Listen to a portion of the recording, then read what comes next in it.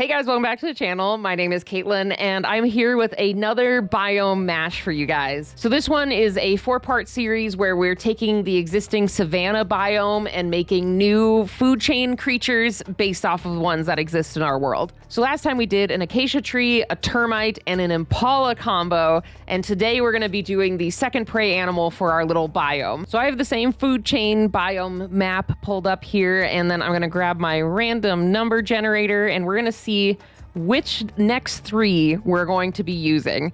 If I get re-rolls, I'll just be re-rolling. So if you see a number that kind of doesn't look like the last one, that's what's happening. Okay, so let's get our first one. We have a 10. 1, 2, 3, 4, 5, 6, 7, 8, 9, 10. A hare. This will be fun. Got something a little different. So we got green for the hare. And let's get our second thing to combine, which is a 9. The one right behind it, a dung beetle. Man, this is going to be 2 monsters in a row that have a mammal and a bug combo. Okay, let's get our third one, which is an 8. Oh my God. One right after the other. So we have a warthog, dung beetle, hare. I think this one's going to be epic. I have a couple ideas already. I don't know if I want to just do an armored warthog with like hare ears. I'm going to do a couple sketches. We're going to figure this out and try to get a fun and creative combo for this one. So let's jump in and get some sketches going. All right, let's jump into the rough sketches for this new creature. So I really wanted to highlight the hare body with this one. This first initial sketch, I was kind of thinking it almost being kangaroo-like.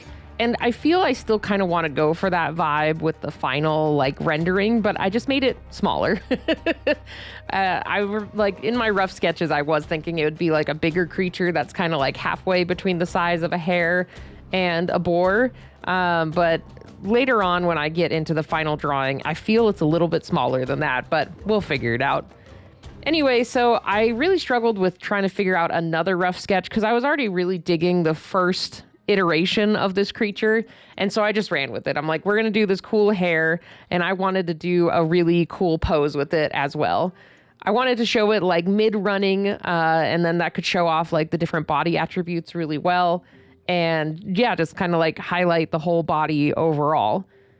So with this one though, I kind of focused more on the hare anatomy with this pose, and comparing it to my original sketch, I kind of wish I made the neck a little bit longer, so then it was more in that kind of like kangaroo sizing-ish. I still love how it tturned out, but I kind of wish I added that a little bit more so then it could be kind of a slightly bigger creature. Maybe not like the full, 5-foot, 6-foot kangaroos, but more like the smaller marsupials that are kind of in the 3-foot, 4-foot range. That's kind of what I picture for this creature. But at least the way I drew it this way, I feel it's more hare size. But, you know, it is what it is. And I still really love the design, so I can't be too upset about it. So at least for the concept overall, I wanted to incorporate the boar in different ways instead of using the boar primarily for the body. Because I've had a couple monster mashes that have like the warthogs and boars. Oh, sorry, I've been meaning to say warthogs. I've had them as the primary creature in previous monster mashes, but for this one, I'm like, I want to try something a little bit more outside of my usual. And so I made the hare kind of the more primary body shape and incorporated different parts of the warthog throughout. So obviously we have the tusks, but I also wanted the stomach to be kind of like the warthog skin texture. The front legs, we also added the hooves, or I guess they are still called hooves on a warthog. I wanted those to be the front feet. And then the ears were kind of a combination of both the warthog and the rabbit, just because I wanted them to be the longer, taller ears, but have like the texture and shaping more of like the warthog ears. And then, of course, I had to add the really fun mohawk from the warthog. So those are kind of the aspects that are there. Obviously, the hare is the primary body shape attribute for this one. And then the dung beetle was very fun to incorporate. I did want to add some type of plating, and I wanted to add the wings of the dung beetle, because a lot of the pictures you see online of the dung beetle, you wouldn't even think they have wings, because quite a few of them are just like pushing the roll of poop, and that's it. But they have a really beautiful color palette that's available with the combination of the wings and their exterior carapace. So basically dung beetles are kind of more in like those darker black tones, but some of them you can find like these highlights and pops of blue. And so I wanted that to be the color that was across this whole creature. I just think that I don't really use this type of, I guess, color palette as frequently for anything but like water creatures. And so I just couldn't pass up the opportunity for it. And I thought it would look really nice with the browns and grays of the hare and the warthog combined together as it like gradiated in and out of the blues. And then with the dung beetle as well, their wings are like a really beautiful, like yellow to golden yellow range. And so I really wanted to highlight that and have the wings out. So I kind of picture at least this might be for the pose. It could be like galloping or running to get ready to do kind of like a glide. I don't see these wings being used for like long distance flying just based off of like the size of the hare compared to the size of the wings. I don't think it'd be able to hold it up for very long. So maybe short bursts or glides could help it get away from potential predators, and maybe they use it also for mating. We could probably do that as well. So this pose, I kind of picture it either running to get ready or it just landed and it's going to put its wings away. That's kind of what I was picturing for this like movement piece. I do have to say I am unbelievably happy with this pose.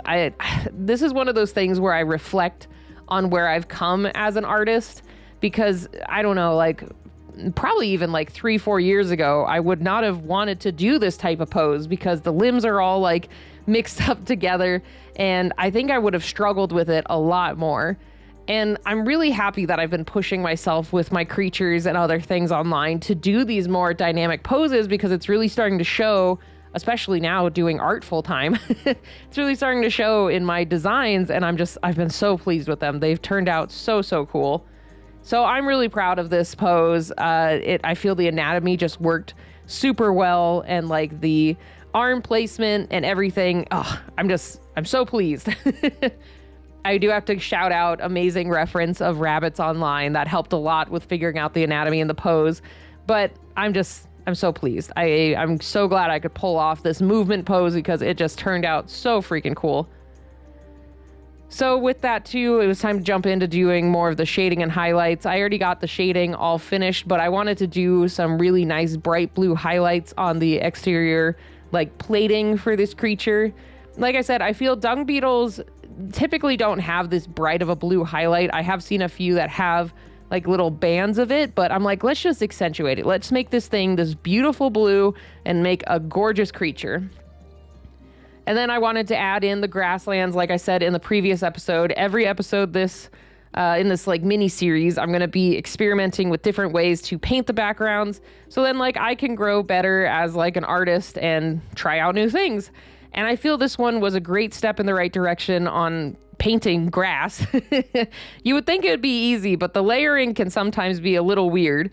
So I was really happy with how this one turned out. And I feel like I learned a lot, like even more combining last episode with this one on how to just paint grass. So I absolutely love how this piece turned out overall, and I'm so pleased with it and the design of this creature. And there we have it. We are all done with our second prey creature. I love this one. I feel I say this at the end of every Monster Mash video, but I was so happy with this one. I loved using the beetle color along the whole body as well, and kind of highlighting that beautiful blue that comes from a dung beetle. A lot of times when you see a dung beetle, you only just see like the black exterior carapace and don't realize that it has like blue hints to it. And I really wanted to highlight that with this one, and I think it turned out gorgeous. I had a lot of fun incorporating some of the warthog parts, like for the front feet, and then having those like cool side cheekbones that they have added to the hare face, and of course the awesome tusks. I really like how this one turned out. I'm glad that I highlighted the hare as the primary focus of this one, because like my comfort zone is like warthogs and boars and things. They're one of my favorite animals, but like I really wanted to do something a little different, and this one feels like a really cool chimera of like a rabbit warthog type of thing. So I'm super pleased with this. I love how it turned out. If you want to see the rest of this series, make sure you subscribe. We're going to be doing 2 other predator creatures to kind of beef out the food chain. And I'm excited to see what things hunt these two like armored prey creatures. We're gonna have to keep that in mind when we actually do create the predators, because it's like they're gonna have to find a way to either get through the armor or get under the armor. I don't know. We're gonna have to see what random animals we roll, but also kind of think of the abilities so they can like eat these creatures as well. I also want to give a shout out to my patrons. Thank you so much for supporting me and my art journey here.